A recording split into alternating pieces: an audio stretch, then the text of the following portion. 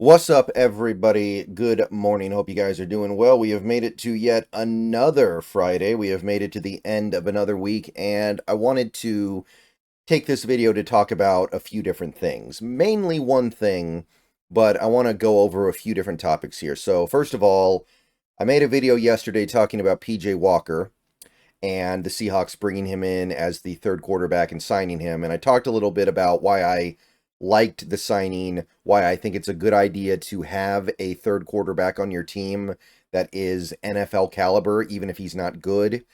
And I talked about the new rule regarding the emergency quarterback, the Brock Purdy rule. I think I was a little bit off on exactly how that rule works. So basically, it's not quite as free as I thought it was, where I thought that you could declare an emergency quarterback off the practice squad. So, according to what I have seen from a couple of different sources now, the quarterback needs to be on the 53-man roster, but he doesn't need to be active. He can be like a 49th active player because for game days, you can only have, I believe it is right now, 48 active players. So you declare a collection of guys inactive pregame. You can now have a quarterback, a third quarterback basically act as the 49th active player, whereas before you just only had the 48. So that is actually how it works. So that's not quite as good because the player still needs to be on your 53-man roster. Now, what I would say is that it's still somewhat beneficial because you could go into a game where you know one of your quarterbacks is a game time decision, or you know he's working through some injury issues, or you know that he's not a sure thing if he'll be able to make it through the game. Like he takes one funky hit and he'll probably be out for the rest of the game. So in that scenario, it could be useful because then you could situationally say, okay, we're going to have our emergency quarterback on the 53-man this week. We're going to have him as that 49th active player, and then we're just going to hope that things work out, but be prepared if they don't. So it's still potentially beneficial, but I think I kind of misrepresented exactly how that works. So it's not a pure fit for our situation, but it's still pretty good. I still would rather have PJ Walker around, if for no other reason than so that we have a competent quarterback for practice. All right, so that out of the way, I want to go over a couple things that Brady Henderson has been tweeting about in the last day or two. First, I already talked about this yesterday very briefly. The OTAs are over because today's OTAs are canceled. He tweeted that in a follow-up to this tweet several hours later. And both OTAs yesterday and the ones that would have happened today were closed to the media. We weren't going to learn anything really anyway, because when the OTAs are closed to the media, then you don't really hear much. So the next thing that's going to happen for the Seahawks is next week, 3-day mandatory minicamp from Tuesday to Thursday. So 3-day minicamp open to the media. So all 3 days we should learn good stuff. So I'll be ready to pass along whatever it is I hear, good, bad, or neutral. If any players are holding out, then we'll start to find out next week, because if they don't show up for the mandatory stuff, then something's up. Something is happening, and we need to be on it.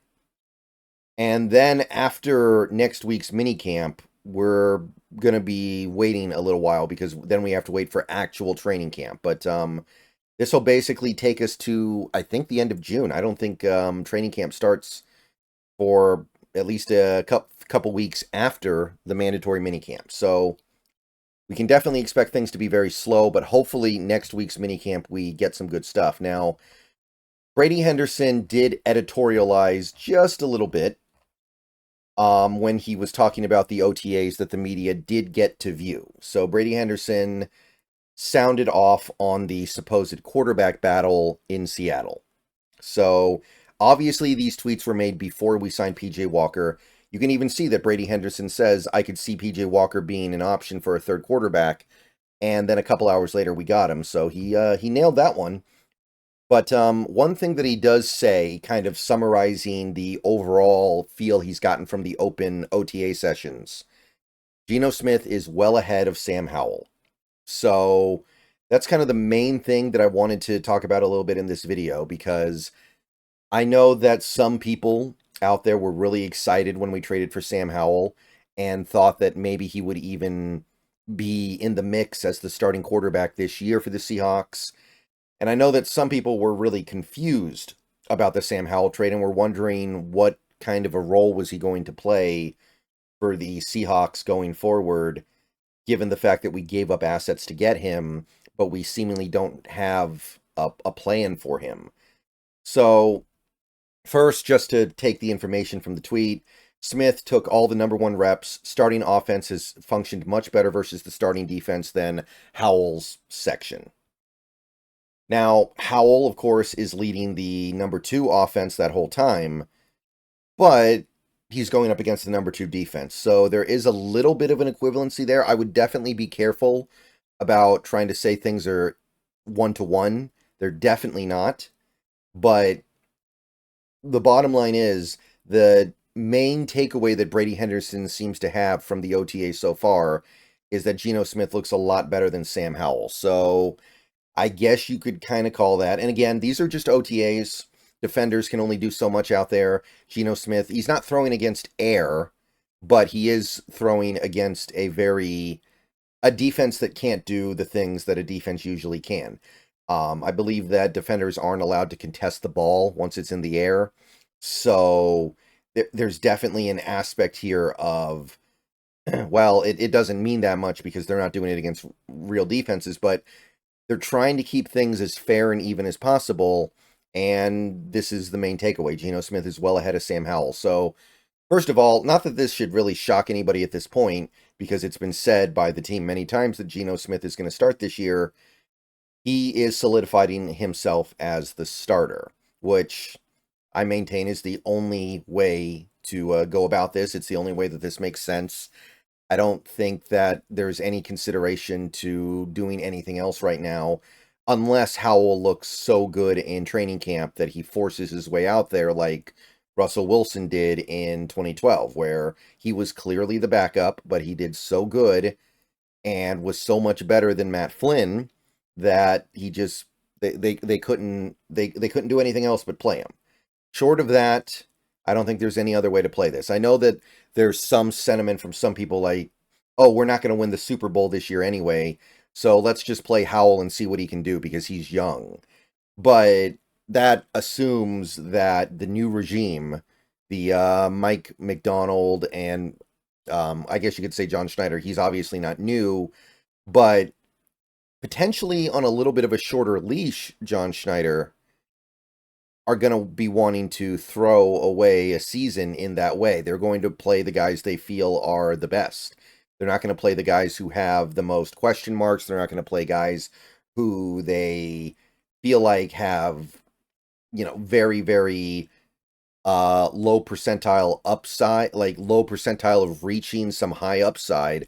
They're going to play the guys they think are best right now and give them the best chance to win. And I think that's pretty clearly going to be Geno Smith. But I've talked about this before, and I think this is a good point to talk about it again.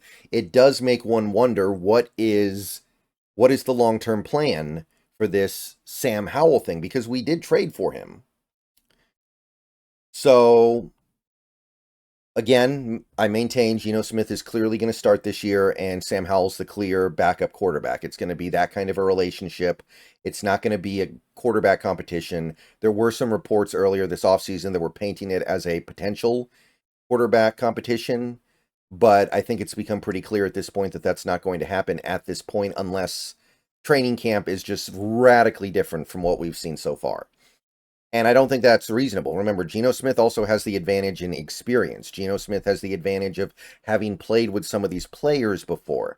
Geno Smith has the advantage of having a much better feel for how things go in the NFL compared to a guy like Sam Howell, who is still very young. He's actually not even going to turn 24 till after this season starts, and has only been in the league for 2 years and has only been a full-time starter for basically one. So I think that's pretty well set in stone, but I'm going to say it again. You get to next year. You look at Geno Smith's contract situation. He's going to be turning 34 in October, so he'll be 34 going into the offseason next year.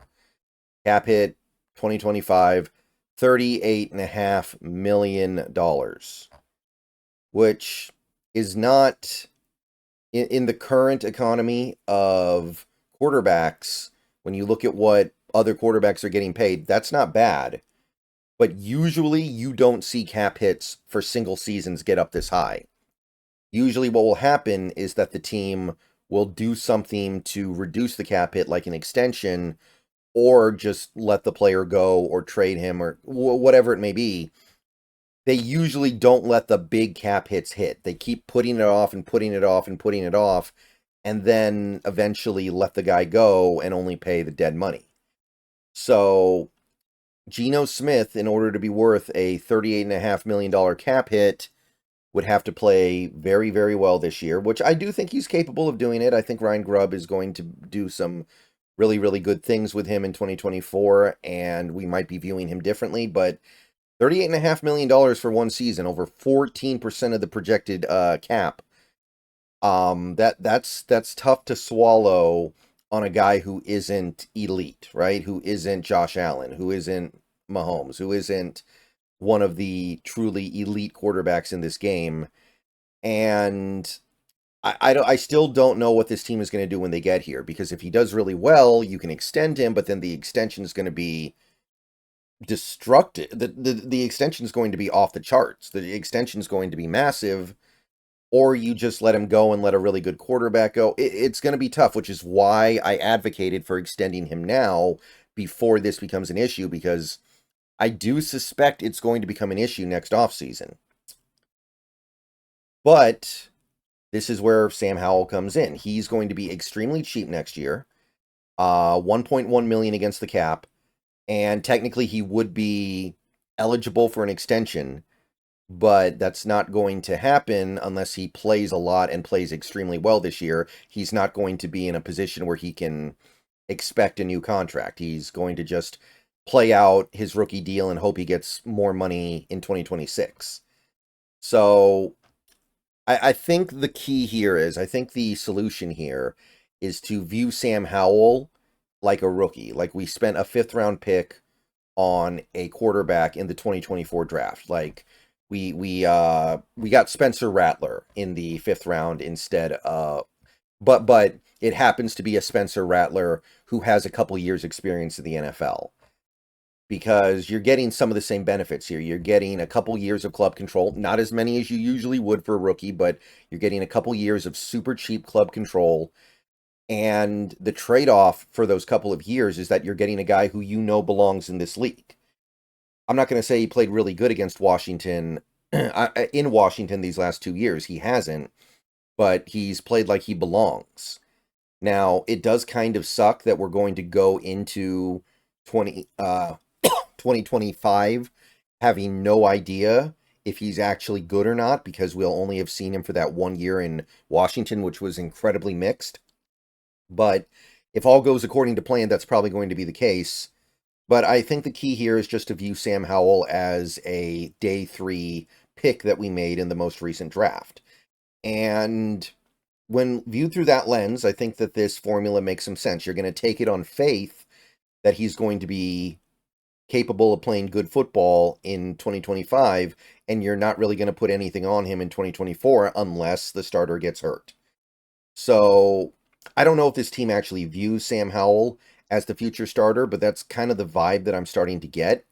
And I'm not really against it. I'm not a big Sam Howell fan or anything like that. I'm not sitting here thinking he's going to be a long-term franchise quarterback, but he could. It's not impossible. And I think a lot of the consternation that people have about us not drafting a quarterback in the most recent draft, or not drafting a quarterback in the last few drafts we participated in, that really should be filtered through a slightly different lens if you consider Sam Howell to be like the quarterback they drafted, because they used a pick on him.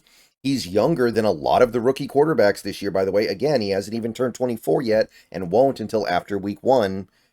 So I think that's just going to be the way he fits in on this team right now. All right, I'll see you guys later. Go Hawks. Just wanted to go ahead and talk a little bit about what Brady Henderson said here specifically, because it is. I don't know how many people are going to be surprised by this. I don't think a lot of people are going to look at this and go, oh man, I can't believe Geno Smith is still the starter ahead of Sam Howell. But if there was any doubt, that doubt should be fading pretty quickly here. And the bottom line is, I think we need to view him the way you would view a typical fifth round rookie quarterback. You keep him under wraps. You let him feel out the flow of the NFL season. You let him feel out the flow of the team from the bench and in practice. And I am starting to feel like 2025 is the year, because we put ourselves in a situation where it's going to be hard either way to keep Geno in 2025. Either he plays really well, and then you have to either eat the big cap hit on him in 2025 or give him a monster extension, or he doesn't play that well, and then you probably don't want to keep him for any price. So it's this scenario that I was kind of hoping to avoid this offseason, but it is what it is. And I think it does mean that we get to play the game the way it's meant to be played with Sam Howell. So let me know what you guys think. I'll see you guys later. Go Hawks. And yeah, more videos coming soon.